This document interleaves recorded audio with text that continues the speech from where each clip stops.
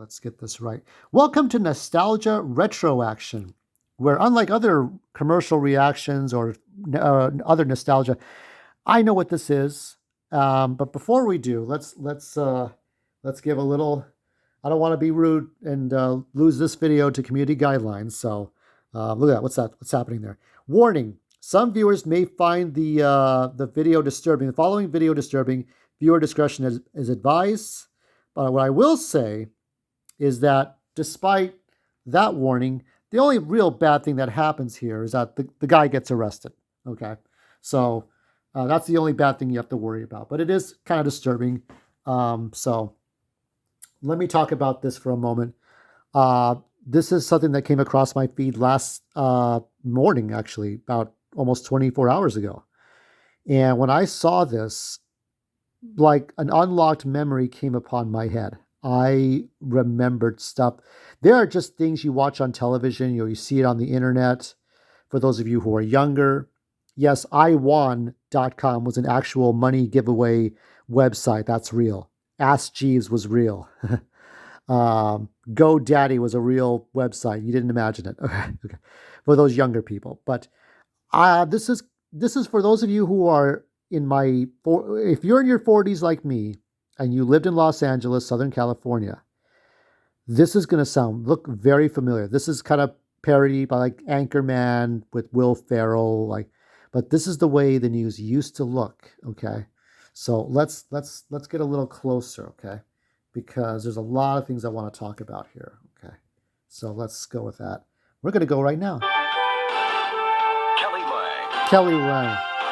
Let me tell you, with Kelly Lang, she retired in the 90s, okay?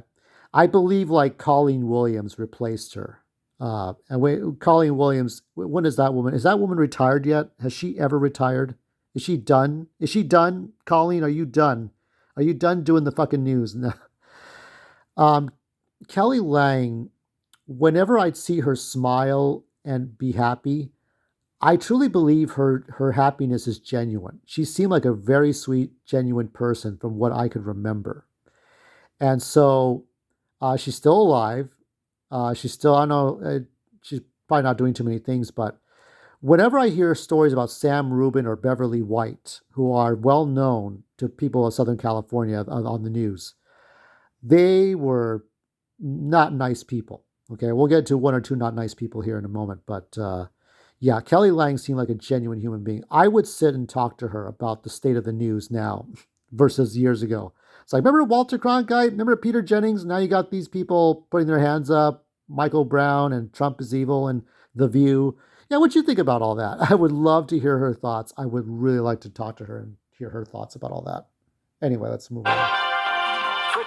Fritz Coleman's still there. He's old fart. Fred Rogan. He's kind of that guy that is kind of like the other reporters who, like, if you had to talk to him to learn how to be an anchor person, he would just be like, okay, come on, kid, I got things to do. Let's go. I ain't playing with you. Yeah, these people smile for the cameras, but that's how it is. It's like the KTLA morning show. And here comes somebody that I think I remember seeing him on NBC4, and then he went to CBS 2. And then he retired. I think he passed away eventually, I think. David Sheehan, yeah, he did entertainment for many years, through the 2000s, I think. Channel 4 News, light side. That music and this trumpety way of introducing everybody, they don't do this shit anymore, ever. They don't do this anymore. It's very different. You hear dong dong dong, and let's go. Let's get to the people there, because the truth is, anchor people leave. Like Sharon Tate was on KTLA Morning News, and then she went to CBS 2 News, and then she went to another place, and then she retired. Lauren Sanchez was doing My 13, and then she did a little bit of Fox, and then she married Jeff Bezos and was up in space and didn't have much to say. People leave all the time. People transfer to other stations, okay? So my friends and family at this news station, well, they move, they leave, okay? Paul Moyer was there for a while, left. John Beard was there, left. He left NBC4, who we'll see in a moment. He went to Fox, left that. Carlos Amezcua Went from KTLA to nightly news, or not nightly news, but the evening news, whatever it is, the local news, right, for the night. Film at 11, right? He would do that, and then Carlos Amezco went to Fox, and then he would be gone. Because he went from KTLA night to Fox, yeah, after Hal Fishman died. Roger McCormick died in KTLA 5. So there's a lot of people just come and go. So, but back then this was, so yeah, they would rush the things out for commercials. It's all about fucking commercials, paying for everything. More commercials pay for more things. So they didn't worry about commercials back then. So that's why you had this long intro. So yeah, I'm going on and on, but at 11. Gotta be careful here. Good evening. It has been quite a day here at Channel 4, and tonight security is being beefed up at KNBC after a... I bet it is. So this is about a guy walking in. Now, right there, sitting here, as you can see my finger there, is David Horowitz, which I'll talk about in a bit. But this was not a great time. And I was not, by the way, I was not aware, even though I'm aware of the way the news was back then, I was not aware of this incident until 24 hours ago. And I'm aware of, when you're 9 years old, okay, my brother was still in the hospital. He was months to death. And I in a lot of ways, I had missed him. I had missed his presence. He was 11, I was 9. So when you're 9 years old, you're not completely you're not exposed to everything around you yet. All the dangerous stuff, all the bad stuff, all the mean stuff. Your parents try to shelter you as much as possible. So it was a different time for me. Gunman walked into our news studio right here this afternoon and on live television at gunpoint ordered consumer reporter David Horowitz to read a message live on television. This piece of shit. Nobody was hurt. That gunman is in police custody tonight. And Jess's cover story takes a look at what hundreds of thousands of Shock Channel 4 news viewers watched on television on the The man who had been I love that voice. Studio had given no indication of his intent. He had been sitting quietly until David Horowitz was ready to begin broadcasting his consumer segment. We're here to help you. You know, one of the nicest things about shopping by mail order. Now, David Horowitz was, yes, very Jewish name, right? Just like Mo Horowitz, Mo Howard. From the Three Stooges. No relation to David. No, none. There's another David Horowitz who was an author who passed away this year. Not the same person. David Horowitz died in 2019, I think. He had dementia. But back then, when there were things like Stephen Ridley would have David Horowitz would have kicked the shit out of Stephen Ridley. I like to play on the piano with 4 notes. So David Horowitz would look into every single well-meaning person. The Kevin Trudeaus, which Bill Weird did a good job of, but he went to turn into Bill Weird. But Bill Weird did a segment on Kevin Trudeau. And, David Horowitz would do segments on all these well-to-do people, well-meaning con men and women, and see what was it that they were, what were they up to? Why were they doing the things that they were doing? Were they trying to rip you off? It's like, remember to fight back and don't let anyone rip you off, right? That was the thing. Fight back and don't let anyone rip you off, right? And you had that 80s show. It was a Sunday show, like it was a Siskel and Ebert. Like you would only see it on Saturday or Sunday afternoon. It was a very on a weird time slot. And it was like a 30-minute show. And I've never really paid attention to much of it, but I knew what it was about. I haven't watched that show. I'm sure it's on YouTube somewhere. If you can find it, watch it. I'm going to watch it later. But the last thing that he did, and I believe that his last times were on CBS before he retired, because they didn't renew his contract. And I think there was a thing about him accepting money for a campaign to speak out against somebody, which that was not a good look. Was it? Oh, I know your daughter wants to go to college, but first of all, don't accept campaign money. But anyway, the last thing David Horowitz did was somebody was trying to teach people, if you use a syringe, you can get ink out of one ink cartridge and put into another ink cartridge to refill ink cartridges for a laser jet printer or an inkjet printer or some kind of copier machine or whatever. And he looked it up, and it was the very thing that it did exactly what it was supposed to do. It was a syringe that would actually, you could use a syringe, hypodermic needle, and you could usually you take out the ink and you press the ink through the needle in, or I think, yeah, through the needle into another ink cartridge for a printer. So that was the last time I remembered anything from Fight Back. But he would just do segments here and there, and it was so sad to not see his show anymore. But anyway, let's go on. I'm almost teared up in nostalgia here. Pardon me? What is this? Let me see what... And so he kept his cool here. When I saw this last night, yesterday morning, he kept his cool. I mean, he could have lost his shit right there. Some people would have been stuttering or wide-eyed or smiling a bit or whatever. Or I think some of the older people, to be fair, I forgot the one black dude that's on KTLA 5, or he's on NBC4. He would have been like, well, like wide-eyed, wrinkled forehead, like, and so we got something, we have just coming in, it's like, but David Horowitz kept the same poker face throughout the entire thing. So that's to be applauded there. So, all right. All right, well, let me read this. Folks, we have someone on the set. So there's who's standing here, and Kelly Lang, I think, and John Beard. To read this copy, which was just handed to me. You want to tell me your name or not? What is it? And Gary, where are you from? At that point, the control room was ordered to go to black, kill the studio mics, and put up a standby One slide. moment. So, but Horowitz continued to read. So you saw the one moment, please. That was so that people didn't see what happened. So they muted that. So. And the gunman kept the gun in his back. I was warned in 1981 by someone with connections at the CIA to stay off the computers, that they didn't trust people on computers. When I began receiving disturbing calls from my parents, which led me to believe that something terrible was going on, I was then forced into a mental hospital in Tallahassee, where I learned that my brother-in-law had been driven insane in the same manner that someone was trying to do to me.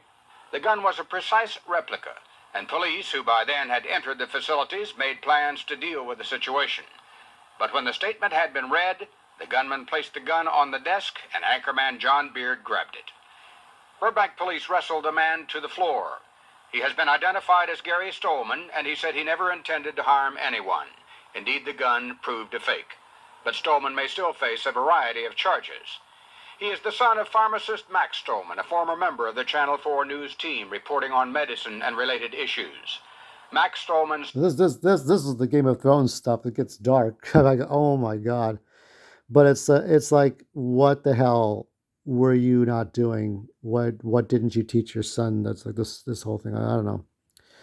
Maybe he might have been on some medications. He might have been off some medications. It's really strange. I think somebody in the comments section said that, as we have YouTube for. I have never had a problem with any censorship on YouTube. Copyright claims, copyright blocks, yes.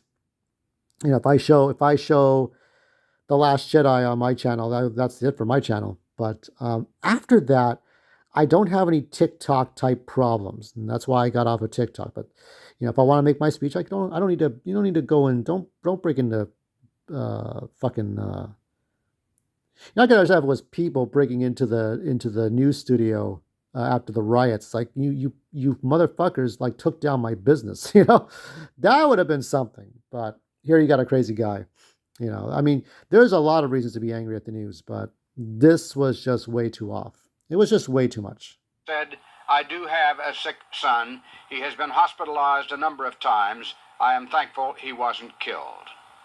At a news conference this evening, Horowitz, who appeared to maintain his calm throughout the ordeal, acknowledged his fair share of anxiety. And I've covered enough hostage situations, and I've been in Vietnam, and I know that when someone points a gun at you, you do what they tell you to do and hope that someone's going to save you. You're thinking about your wife and your kids and your family, and you say, what am I doing here? Why is this happening to me?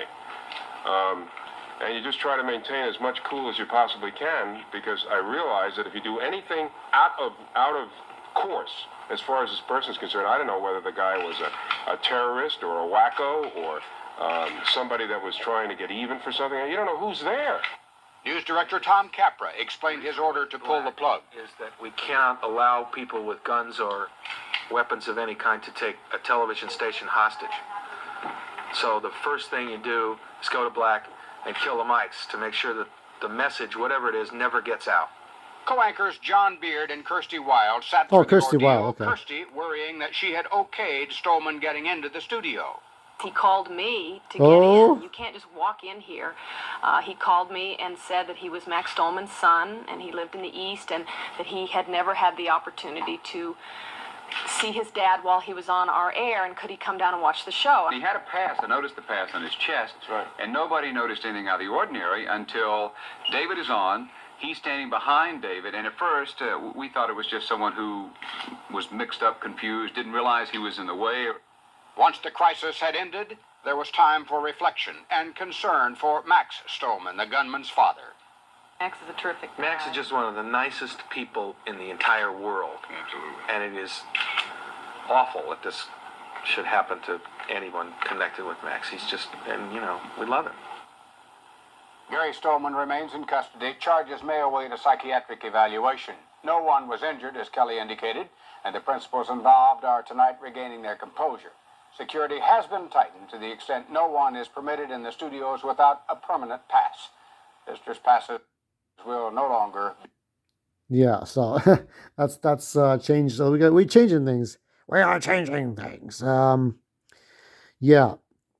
So I don't know why Max Stolman was not working there anymore, or what exactly had happened. I remember Nancy Snyderman from the NBC Nightly News, how she was trying to do her own self-quarantine, and she got called out on her bullshit because she kept violating her own lockdowns for the Ebola virus. That was not for 2020. That was long before 2020. So she, I'm sure people were looking for Nancy Snyderman to disobey her own 2020 rules, right? I don't know if they saw her out there. Probably not, because she already was in hot water. But anyway, that's what I wanted to show you. It really takes me back to a time when people, I mean, maybe these people were about the same age as the people you see now. I know Kathy Vara, who used to do Today in LA, is much older. And she may have taken over the NBC4 News as far as being that woman. I don't know who's taken over now. But yeah, I remember Kathy Vara, Ken Shocknick, Christopher Nance rolled up his eyes a lot. Oh, that jog around the Southland. I was like, oh my God. I still remember. Oh yeah, and what's his name? Johnson with Traffic. Jesus. That was before you watched Katie Couric, Matt Lauer, Ann Curry, and Fat Butt Al Roker with the Today Show. I remember getting up every morning. Okay, you'd have 60s, 70s cartoons like the Flintstones, right? The Flintstones, Popeye, the 60s Popeye cartoon, and then you have the Groovy Ghoulies or whatever. Okay, but then there would be like Today in LA. And then there would be the Today Show, and it was time to go to school for, like, I don't know, 7th grade, 8th grade, 9th grade, starting high school. Paul Johnson with Traffic. That's it, Paul Johnson. Even Johnny Carson remembers those people from the show. Oh my God, that was a different time. So I want to share that. I might go back and watch those Fight Back episodes, but yeah, it sucks. I think it's like you have to do what they tell you, but man, they may just kill you anyway. And I never like to go out like a chump. You try to keep your cool, but man, at some point, that heart rate goes, and maybe you could feel it from your end, and he's going to do something. And, I wouldn't want like someone with a gun to hurt. My dad owned guns, okay? But I wouldn't want someone who would shoot me then to shoot everybody else. Is that I wouldn't want to die with that. Anyway, that's it. One more video that's going to actually go on Saturday, but this one will end in 3, 2,